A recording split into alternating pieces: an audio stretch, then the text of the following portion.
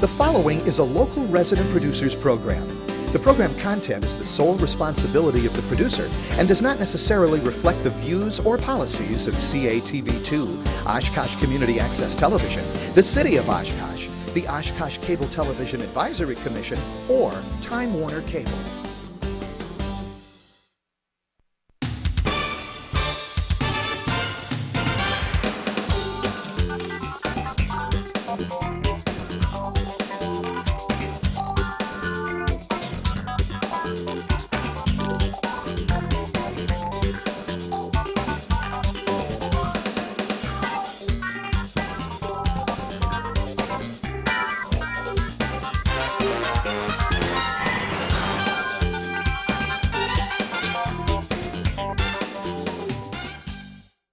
Hi everyone, welcome to Eye on Oshkosh. Cheryl Hentz here along with Dan Rylance, and very pleased to welcome to the show tonight Jim Simmons and Stephen Hintz. I think most of you probably know Jim. He's been a frequent guest on the show. Steve, of course, you will remember, I'm sure, as one of our former council members and former mayor at one time. Just by way of background, besides being former mayor and a common council member, Steve is retired from the UW-Oshkosh faculty, where as director of the Masters of Public Affairs program, he was also chair of the Department of Public Affairs, associate dean of the College of Letters and Science. He is a partner in Public Administration Associates, LLC, which is a consulting firm specializing in local government recruitment and management studies. He's an acknowledged expert in local government, organizational theory, and intergovernmental relations. Now you see why I had to read that. I couldn't possibly memorize all that. Thank you very much. And Jim is a political science professor here at UW-O. He's been a member of the UW-Oshkosh Faculty Senate since 1993. He's served as its president for, is it 5 years or longer? I've been president in some form for 10 years. Okay, 10 years, and a member of its executive committee for 7 years. He served on about 30 university committees, 10 college panels, and a host of departmental, administrative, and governance roles. You've also been president of the Wisconsin Political Science Association twice, from what I was able to garner from the UW-Oshkosh website, and you've served in other leadership roles for that group. You're also the editor of Wisconsin Political Scientist and a Center for Voting and Democracy founding member. You've also assisted in various citizen-led efforts here to change the form of government in Oshkosh previously. So, I'm out of breath. But welcome to both of you. We're very, very pleased and honored to have you both here. So obviously with those kinds of introductions, I think most people can gather that you're here to talk about the form of government in Oshkosh and whether or not we need a change, and if we have a change or if we don't have a change, what the form of government is going to lead us to in the future. I think it's safe to assume that whether in November or next spring, Oshkosh probably is going to be faced with a referendum question asking about the form of government in Oshkosh. Now, Steve, you prefer the city manager form with a council elected at large, correct? I do at this particular time. I think that the at-large council has both benefits and it also has some drawbacks. And so like so many things in government, there are trade-offs. Sure. And we'll talk about all of that. And Jim, you prefer a directly elected full-time mayor, and do you prefer to see an aldermanic form of government, or? I've always favored some mixture of at-large and district council, with district councilors being in the majority. Okay. So let's talk about why you kind of prefer what you prefer. Jim, why do you like a directly elected mayor and a mixture of at-large and district represented council members? Well, I have to be honest about this, that I've always also favored a chief administrative officer to serve under the mayor to help manage the day-to-day affairs of the city. Okay. I think there's a trade-off between accountability and representation and efficiency and performance. And I think modern forms of government are a hybrid, are a combination. somewhere between the extremes of the purely administrative city, which is embodied in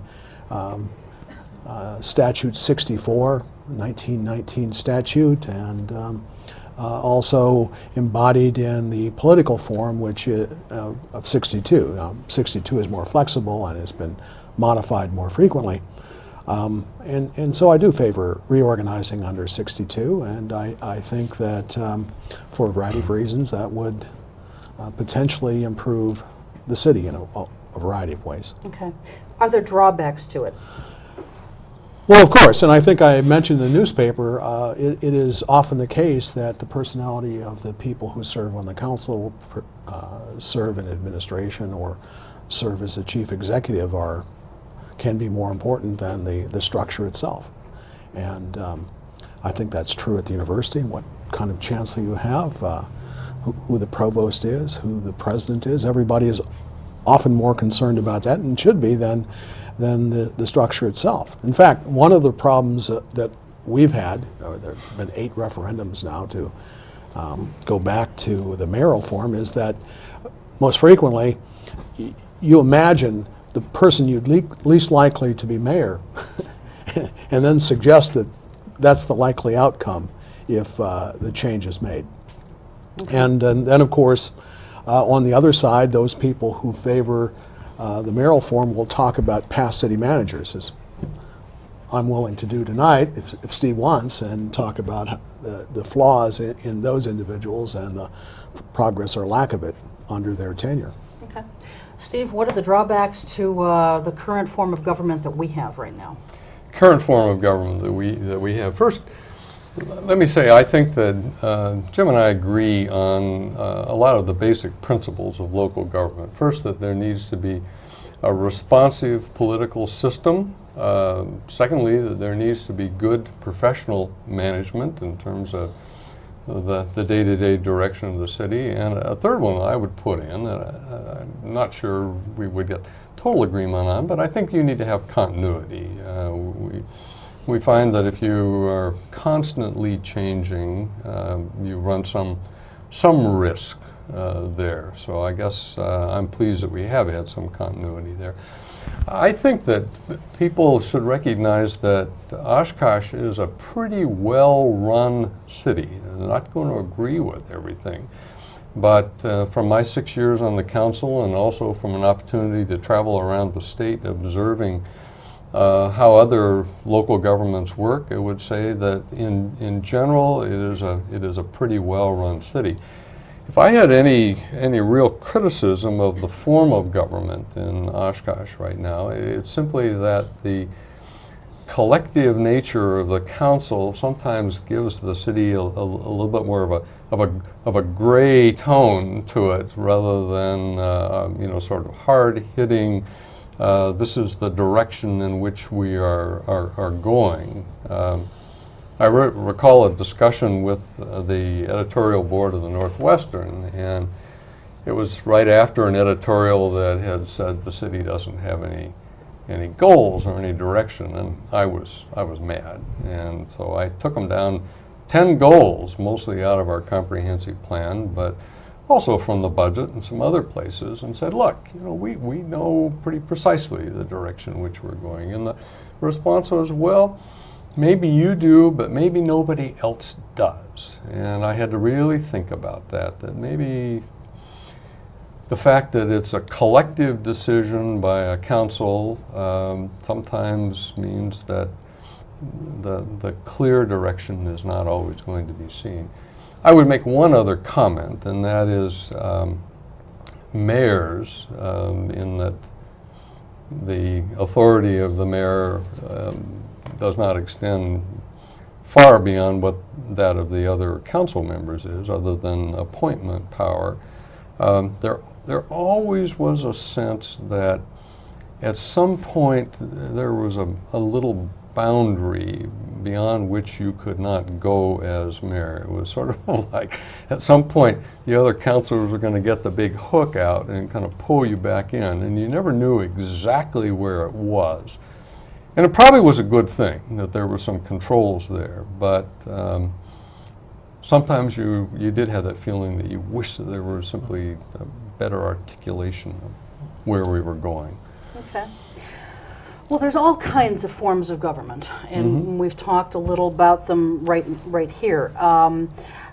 You know, if we had, for example, a directly elected mayor with an administrator, well, then we'd be paying 2 full-time people. One would be obviously elected, the other would be appointed, hired, okay. With a person like that, would we run the risk of getting into the same kind of situation that we had with a city manager, and you know, how the best way is to get rid of that person? I'll use that for lack of better words, because I mean, I think that is what the council was kind of looking at. I think they were looking at terminating Mr. Wolink and maybe finding some problems there. I don't know, we haven't been made privy to. But how could we structure that so that we didn't have that kind of thing hanging over our head? Well, frankly, I think I find some disagreement with Steve over the idea of continuity. I think the many efforts to change the form of government in Oshkosh, and this goes back to the turn of the century. We've had a commission form, we've had various weak mayoral forms, and we've had many efforts to change back to the mayoral form from the council manager form, is that residents are not particularly happy with growth and development in Oshkosh. I think that was one of the major reasons why we changed the council manager form. I think dissatisfaction with performance of managers and the success of surrounding cities is one of the reasons why this issue continues to come back. I think it was one of the reasons why some of the projects were not doing well. There was some issue of accountability in them, and I think that was one of the problems that our current city manager was having. Now, I was a little surprised, and I think Steve was too, with the process by which Mr. Wolink decided to retire. I mean, I assumed, I think Steve did too, that the literature on council manager government is that at any time the city council, by a simple majority, can remove the manager. The idea of executive sessions, which I've always had a problem with this form of government, came back with a good deal of force in this case, and even some notions that there might be, you know, he was a simple employee with some property rights like a civil service employee seemed to be what the city attorney was suggesting, and that the councilmen might have some kind of unacceptable bias from what they had said prior to going to the meeting, and that they shouldn't be involved. And then they come to an agreement in which we don't even know their reasons, for good or for bad, for deciding what they did. And furthermore, they have an agreement which they can't tell us. Well, let's go back to the fundamental question about accountability. Obviously, a mayor is elected for a fixed term. Could be a 2-year or 3-year, 4-year term. Could be whatever is established. You are accountable during every election for the mayor. For the manager is accountable at all times, and under state statute can be terminated by a majority of the council at any time. The only requirement is that they do have to, if asked, provide specific reasons, but those reasons don't have to rise to any particular level, like a felony or what we would call a for-cause situation. And that is simply designed to protect the manager in terms of trying to find another job later on. And I think that if they were to say, we simply don't feel that we can work with you anymore, that would be a loss of confidence and would be the basis there. My basic point there is simply, if you're talking about accountability, one should recognize that although it is not the direct vote of the citizens, it is something that is accountability at any time rather than only at the time of elections there. I think a more fundamental question that you were asking, Cheryl, really is if you've got a full-time mayor and a full-time manager, how do you decide who is responsible for what? And of course, this is something that has to be worked out very carefully. I know a couple of cities where the administrator and the mayor have actually sat down in advance and said, these are the kinds of things I'm going to do, and these are the kinds of things that you're going to do. The only difficulty is that it only worked for those two particular people there. And of course, Yeah. they've got to kind of agree amongst themselves that that's going to work for them, because otherwise, Correct. you've got a situation where the city council can terminate one person and they can't do anything about the other person. So, Well, of course, that's another whole issue. I mean, under state statute, cities have a choice as to how much authority they want to give to the mayor or to the council in the selection of other employees. We could say that the mayor is responsible for picking the department heads, period. The mayor picks the department heads, and then they are confirmed by the council, or the council picks them, and that's something that is determined by each individual city. I would assume that if we were talking about change in form of government, that we would want to be very clear as to how much authority we want to give to the mayor with regard to the selection of department heads. With a manager, the hiring and firing of department heads is the responsibility of the manager. And quite honestly, I think we probably do better having some separation from the policy aspects of government, resting with the council, and the selection of people on the basis of expertise to run the departments. one quick question. You bet. Jim, under what you would prefer to see in the form of government here in Oshkosh, what kinds of powers would you want the mayor to have? What do you envision? Well, Sidney Pressman, prominent political scientist, talked about having an effective mayor. You've got to have certain formal as well as informal preconditions for this to matter.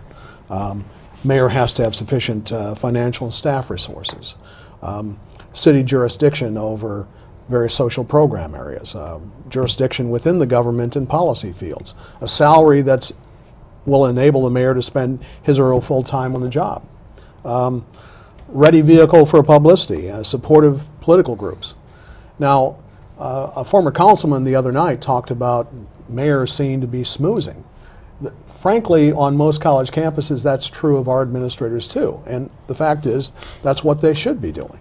I mean, if they're going to be raising money for the city, or for the university, and let's go mayor running the city, bringing in businesses, meeting with the public to find out what the public is feeling, then that is what they're going to be doing much of their time.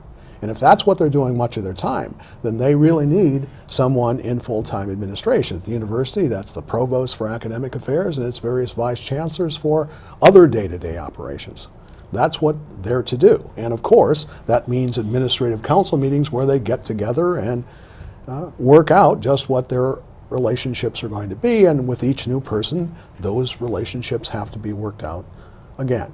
Now, one of the problems that our current city manager had was the relationships with his department heads made some members of the council and some members of the public unhappy. They didn't feel that he disciplined them well enough, or that they seemed in many cases to have more authority and were making policy rather than the manager.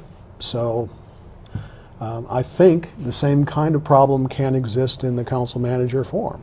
And the idea that the person needs to be professional in government, clearly, I remember former Mayor Castle indicated his view of the statutes was that Mr. Wallenk met all the criterion that he could read. So it's pretty clear that you don't have to have, in this form, the trained professional. And frankly, Steve's right.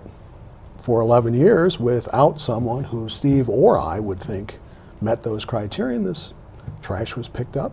The city ran reasonably well, was relatively efficient. There was no disaster, as was suggested back in 1996 when we proposed an elected mayor. A couple of simple questions. Why was city manager form of government so popular back during the progressive era, and why has it declined in popularity today? Well, if you look at the level of corruption during the progressive era and the political machines, the influx of immigrant voters, often uneducated, responsive to the political machines, one of the reasons for the council manager form was to eliminate political machines and the power those machines had over. Another part of it was moral reform. Council manager form came along with what eventually emerged as Chamber of Commerce and League of Women Voters reform groups that felt that professional form and a council elected at large, unpaid, the better sorts of people in the community would eliminate such things as prostitution and public intoxication and a variety of social ills that were emerging in American cities. And that's why you generally found that the professionals and upper class of a city tended to favor the professional form, and the immigrants, the lesser groups in the city tended to favor the status quo. Okay. Why are they in decline? Well, they're not really in decline. One of the things that we are seeing in Wisconsin is simply that professional municipal management is manifest in the form of the city administrator or the village administrator rather than the manager. It's the same pool of people. Most of them have master's degrees in public administration. They have decided that they want to make local government their career. Wisconsin has an extremely pure statute with regard to council manager government, and it does not mention a mayor. And if you want a mayor, you have to do it by charter ordinance, which Oshkosh has done. As a consequence, relatively few cities over the years in Wisconsin adopted Chapter 64, the council manager form. But what has happened in the last 25 years is that over 150 cities and villages in Wisconsin have established the position of city or village administrator. And so it's the same concept of professional municipal management, but it's under the administrator title rather than the manager title. In other states where the statutes are a little different, you're going to have a directly elected mayor and a manager. That is simply the way they organize it. Depending on definition, would you agree or disagree? Well, I would put it differently. I think Okay. what's happening across the country is that council manager cities and mayoral cities are adapting. And they're adapting somewhere in the middle of the continuum. And you see across the country a surprising number of cities making alterations in the features of their government. It's surprising to see as many as a quarter of cities in any given 5-year period going through some effort to adjust their form of government, if not change it altogether. And I think these adaptations are leading to what one political scientist called the conciliated city. That is, the extreme forms are moving by fits and starts into something which is an adaptation of these extreme forms. Is the essence of the city manager form of government to keep politics out of City Hall and to replace it with quote-unquote professionalism? Is that the core of what city manager is? It is not. It certainly is to keep politics out of decisions about who your staff members ought to be, which neighborhoods are going to get special services from the city. It is certainly not with the idea that it would replace elected officials who would be responsible for setting the policy and determining how money should be spent and how much money should be spent.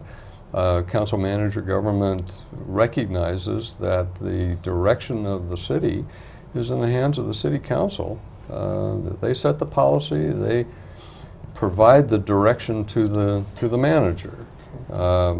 It is simply to say that let's handle our operations on a professional and non-political basis, but very much in accord with the policies that are set by the elected officials. Okay, so the political leaders of Oshkosh are 7 part-time council members. That is correct. Isn't that our problem? Well, I don't think so. I mean, again, I'm not sure what the problem is. I was on the council for 6 years, and I felt that we were given pretty good information, that citizens had a very good opportunity to contact us, and one of the nice things about at-large is that we had people who called up all 7 of us, and you know, I could not say to any one of them, I'm sorry, you're not in my district, and therefore don't have to be responsive to you. I had to be responsive to everybody who called. So I'm not sure what the problem is that you know, people are trying to define here. I mean, I felt the council was a very responsive tool to the wishes of the citizens. Do you think Oshkosh has a vibrant political leader in this town? Actually, I don't. We're in complete disagreement on that.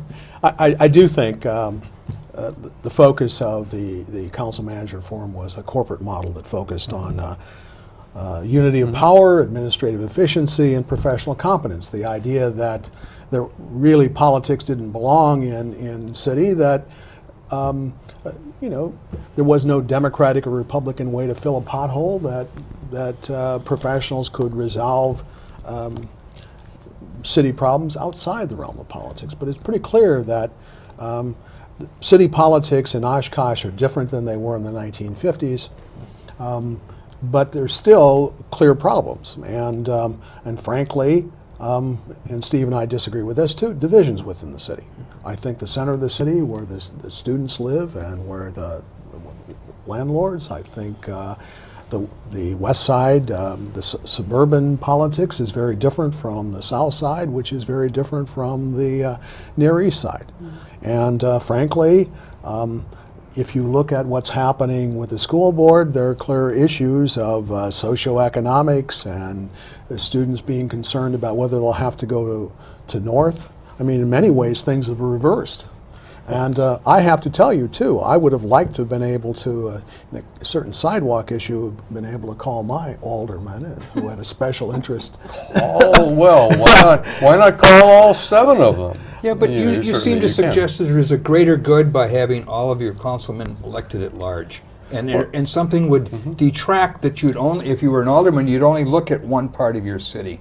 I find that hard to believe. Well, I would hope that, Dan, that would not be the case. And I'd certainly ask in communities that have district representation whether it is a situation where, even though they're represented by district, that they do think citywide, or are they really thinking about their district? And I'm always delighted to hear when they say, no, you know, even though we're elected by district, we do pretty much think citywide. Let me just give you an example, though, of what we're talking about in terms of politics in or out. In Oshkosh, as Jim has pointed out, there are certainly socioeconomic districts, distinctions in different parts of the city. There also are some very fundamental issues that I think are fault lines, and one of them that I was very aware of on the council was what the role of the city ought to be in redevelopment. And a slight majority felt that the city needed to play a pretty active role in redevelopment. A slight minority said, you know, we're not sure that that's really the role of the city. That may be a private sector issue. Well, you know, that is politics, and that's a perfectly legitimate issue that should have a full airing by the policy makers there. It shouldn't be hidden. the issue of the neighborhood initiative over on the Near East Side, which I hope is continued. I think it was a good effort. Here's what I don't like to see, and again, I'm not suggesting that this automatically comes with a full-time elected mayor, but there is some greater risk of this. A former student of mine, very able person, was elected mayor of his city. And he really, there was an administrator there, but he felt that he should be in control. The first thing he wanted was a large sum of money that would simply go to him that he then could allocate out to the various groups that he felt needed the money. But he alone should be able to make that decision. And the administrator and the council didn't think that all of his allocations were quite what they needed. A well-known mayor in this area, speaking very candidly, said, I want to make an appointment of a department head. A council member will call me and say, hey, you want my vote? Then you be sure that these streets get fixed in my district. Now that's the kind of thing that I think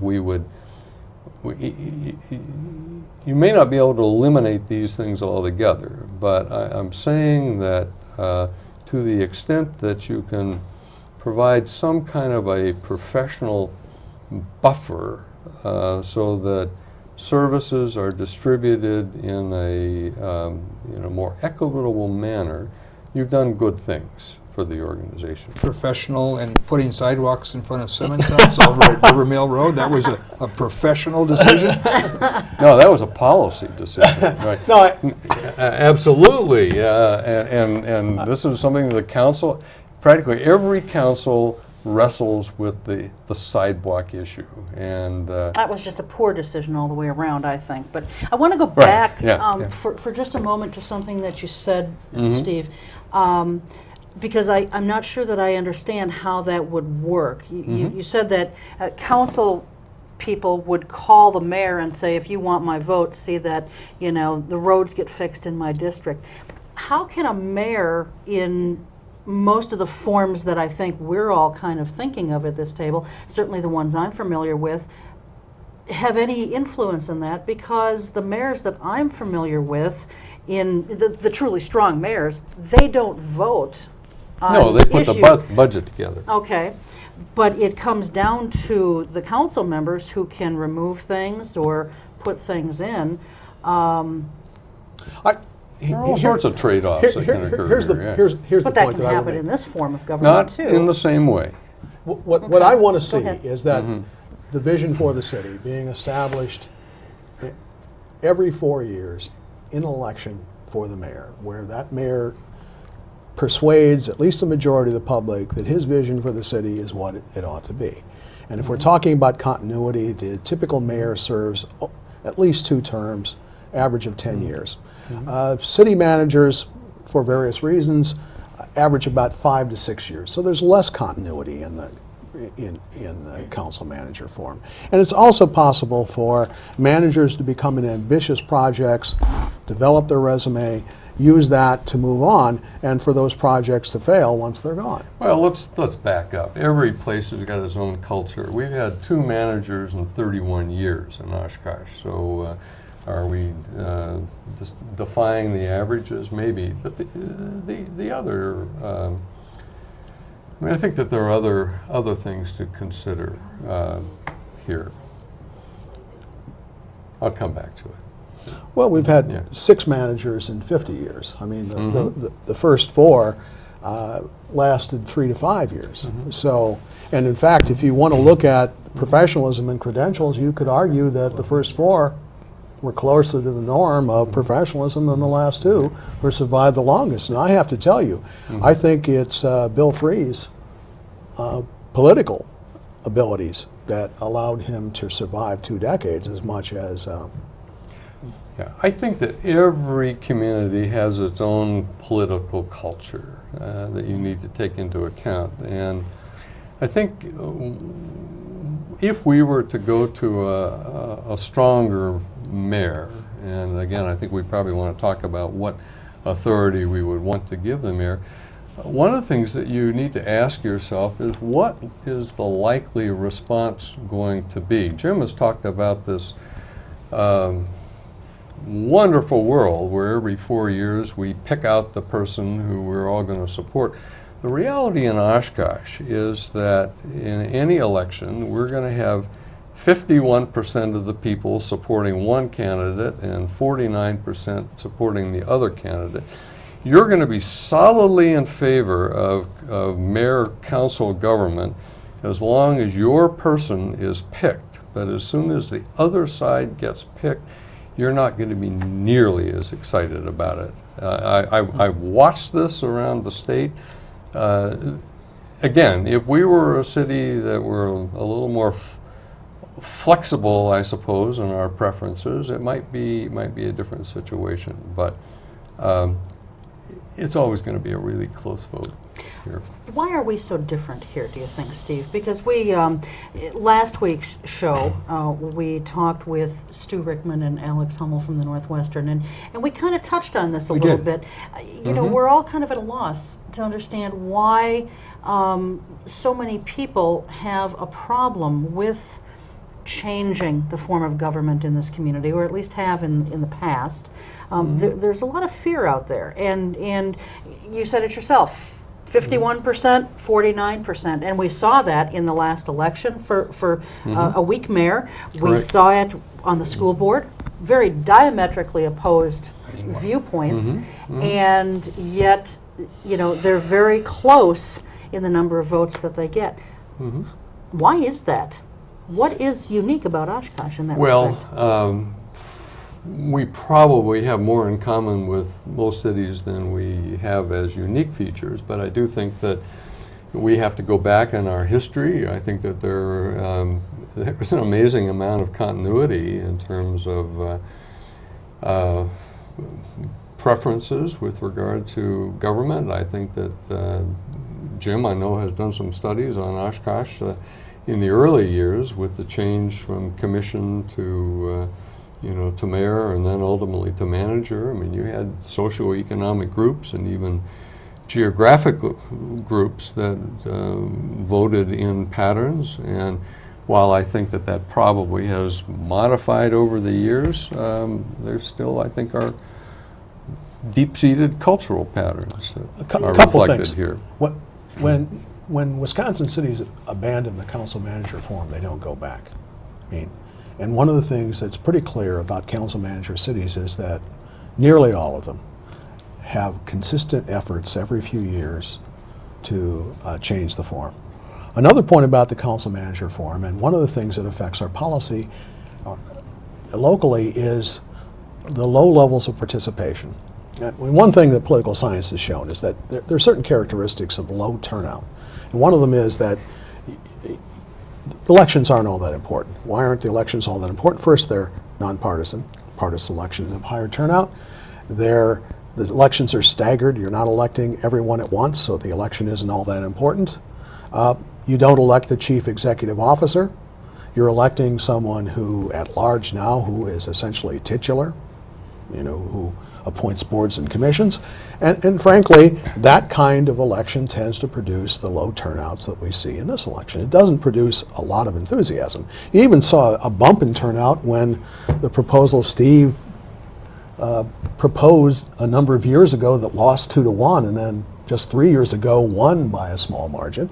After that happened, all of a sudden there were more candidates and more enthusiasm about the election, even though the mayor had to do nothing more than the mayor had when he or she was appointed by the council. So I think the whole tenor of elections will change when the form changes. And one of the changes will be increased enthusiasm, increased participation. Now that could be a bad thing because it might be divisive. We don't know. But we don't know. Right. I'm trying to get basic differences here. I sense that philosophically you don't trust popular democracy. Of course and that you do. You don't. No, Dan. Actually, you got it all wrong. Tell me. And I will, and I certainly will tell you. As I said at the beginning of the program, I think that we need a responsive political system. I think that any political system, any municipality that does not have a responsible political system is missing one leg there. All I'm saying is that we need to look at the city in two ways. I mean, first, we need to look at it as a political unit where all of us, and I would like as many people to vote and to run for office as is possible, and to call our council people and to do whatever they can to shape the direction of the city. We look at it as a political system, but we also have to look at it as an organization that is designed to provide services and decide how your taxpayer money is going to be spent. And I think that as a result, we are dealing with a complex organization that needs people who are trained in running them. I would ask you, why is it that we require by state statute school systems to have superintendents? Why aren't we electing our superintendents? We used to. I know, and we don't. Yeah. And the reason is that as organizations became increasingly complex, we had to deal with the organizational issues. I mean, quite honestly, I don't want to elect my doctor. I don't want to elect my banker. You elect a superintendent of public instruction at the state level. That's a different thing in terms of running the organization there. And I'm simply saying that when we look at the pure delivery of services, the organization, I want somebody who knows. You want experts. I do. I want a political leader who's elected. Well, and we don't have one in Oshkosh. And how is that political leader going to, put together a budget, select the best department heads, know about bonding, TIFs? Well, but All of these let me things. just jump in. I mean, playing devil's advocate here, they do that every day in communities all over the place. Right. When we spoke with Rickman and Hummel, Rickman gave a number of good examples. We're all familiar with them. Neenah, Appleton, Green Bay, all have mayoral aldermanic forms of government. Hugely successful when it comes to development. Their downtowns are teeming with people. Their budgets are passing. They're getting things done. Sure. Well, look. I mean, I think I'm on the program to defend council manager government. Sure. But as we pointed out, you're absolutely right. There are part-time mayors, there are full-time mayors in cities throughout Wisconsin. City government is functioning. Do I think the world comes to an end if we were to make a change? Absolutely not. I mean, I think that, as Jim pointed out, there seems to be this convergence model, and I'm not troubled with that. I mean, I think that if we were to be a Chapter 62 city with a city administrator, I'm quite sure that things would function pretty well here. I think if I were staying with council manager government here, I actually would probably like to strengthen the position of the mayor a little bit more than it is right now. I had hoped that when we had gone to the directly elected mayor that it would be a greater opportunity to come forth with ideas about the direction of the city. Now we're still relatively early in the process, and it may come. So in that sense, I would like to nudge the political. But you don't want an somewhat Andrew there. Jackson being mayor of Oshkosh. Well- You'd have gone with John Quincy Adams. I probably would have. I don't think there's any doubt. Yeah. Well, I think that there's another thing. a former mayor of Wausau had been a state senator, and after he left the Senate, he was elected mayor. And after about 6 months on the job, he said, you know, I had no idea how much work it would be just to take care of the nuts and bolts of administration. I have little time to provide the political leadership that the community needs. And I don't think that people realize what a big burden is being placed upon a full-time mayor with administrative responsibilities. Because on one hand, you're saying you got to be the political leader, you got to meet the groups, you got to be out in front, you got to define the ideas, you've got to be sure your council goes along with you. And I'll be honest, and there's good research on this that says there's likely to be more conflict between a council and a mayor than there is between a council and a manager, obviously, because they can fire the manager. So you've got all these political demands, or the leadership demands, which we agree are very, very important. But then you come back and you've got to handle the day-to-day nuts and bolts, calls from somebody whose garbage didn't get picked up, a union contract that you've got to negotiate with. This is a tremendous task to put on people, and sometimes it's even contradictory. The Paiser system, you know, which rates the quality of your street on a 1 to 10 basis. Let me give you a hypothetical. One group of people has a street rated a 1, another group has it rated a 4. Now, professionally, we would say fix the 1, because it needs it more than the 4. However, the people in the 4 happen to be in a more affluent, politically active area. The people in the 1 are renters, they're non-voters. There's an election coming up. Now, which way does the mayor go? He's a little torn in terms of doing the professional thing, taking care of the 1, or responding to the politically active group. Now, I don't say that to suggest that the mayor is going to cave. All I'm simply saying is that we've got two potentially contradictory bases for making decisions that now come to the same person, and it's a very heavy burden to put on a person. Does that political mischief bother you? If it is mischief?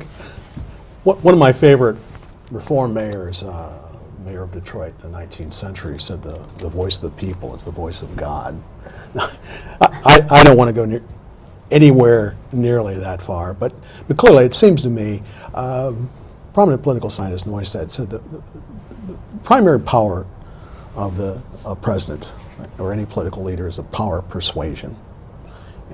And I think that whatever I can do in the classroom, I can probably turn someone into a public finance officer. I can train them to deal with personnel issues. I can get them to do a variety of things. But what you can't do is, with many of these students that we have, is create leaders. I've seen campus leaders, I've seen political leaders, and it's much like our communications department. You can't teach a deep voice. You can't make someone attractive, or at least not without plastic surgery. And many of the kids we're treating are not going to be in front of the camera. They're going to be behind it. And I think the same is true of many of the people who come through our public administration programs. There are a variety of professional things they can do with the city, but one of the things they're not going to be doing is leading it, unless you've got a suburban city where there are very few conflicts. When you've got a diverse, heterogeneous city, you need political leadership. And oftentimes, the greatest progress, change for better or worse, is going to happen with a great deal of conflict, where the mayor and the council are going to be at it, and out of that business will come change.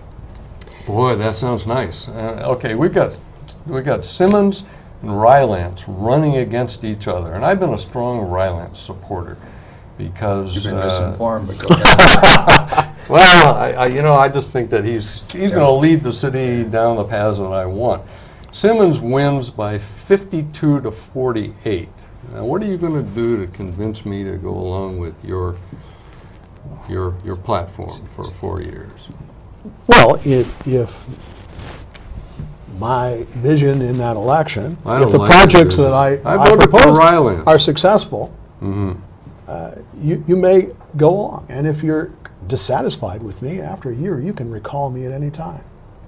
And frankly, you can vote against me in the next election 4 years down the road. And you And don't we're- have to have an executive session to discuss my performance. Well, then where are you can we? say so publicly. Where are we? I mean, we talk about this, as though the heavens are going to open up, because we select somebody. I'm going to be mad because my candidate didn't win. Can I turn that around? Let's say Rylance won. Okay. I'm going to be delighted. 52%. Yeah. So your question is, what am I going to do with the 48%?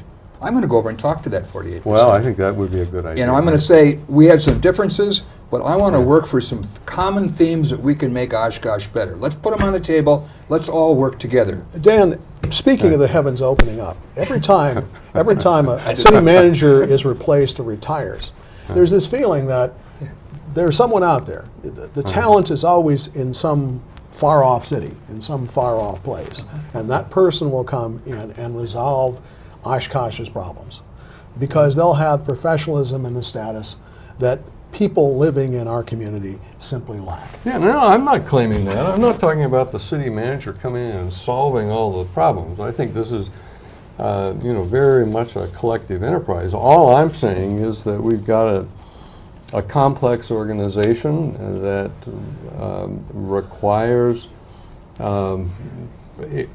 expertise. I think it also does require political skills in terms of working with citizens. I think it requires political skills in working with members of the council too. I mean, it isn't as though you've got an automaton in there. You've got to have somebody with interpersonal skills there. But I'm saying that it's a good idea to say that the operational aspect of the city is going to be directed by somebody who knows what they're doing.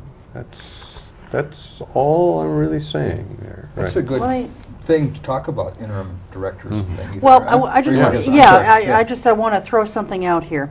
A poll by the Oshkosh Northwestern. Now, the last that I looked, and it's no longer on their website. 75.7% said it's time for Oshkosh to consider a new form of city government.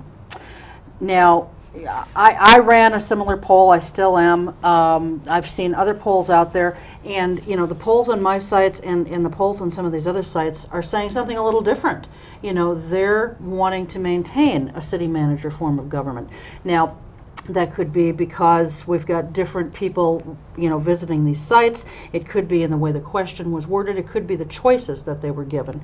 But clearly, an overwhelming number of respondents for the Northwestern said it's time to change. Here's the problem that I see. And we see it right now with the school district and all these different ideas for boundary changes. There are so many different forms of government. There are so many different ways that we could structure this. And I don't see how there's ever going to be a total meeting of the minds here where we're going to get something crafted that everybody's going to like, and therefore people are going to become frustrated and stick with what we have right now. And I'm not trying to be a naysayer. I just think that that's a realistic approach to things. Well, frankly, I noticed in your survey, which a very small number of people participated in, that even in that small sample, the council manager form in its current form was supported by about a third of the respondents. But the problem was that there was a good deal of disagreement as to what the other options were. A small number, very small number, favor an elected mayor with an at-large council, somewhat more with a district council, and the largest number with a combination of district and at-large. So you're right. And that's why I broached the idea, difficult though it is, of a charter convention where you would have people get together and work these things out. And one of the things I've liked about what's been going on in the blogs and in the newspapers, there has been dialogue.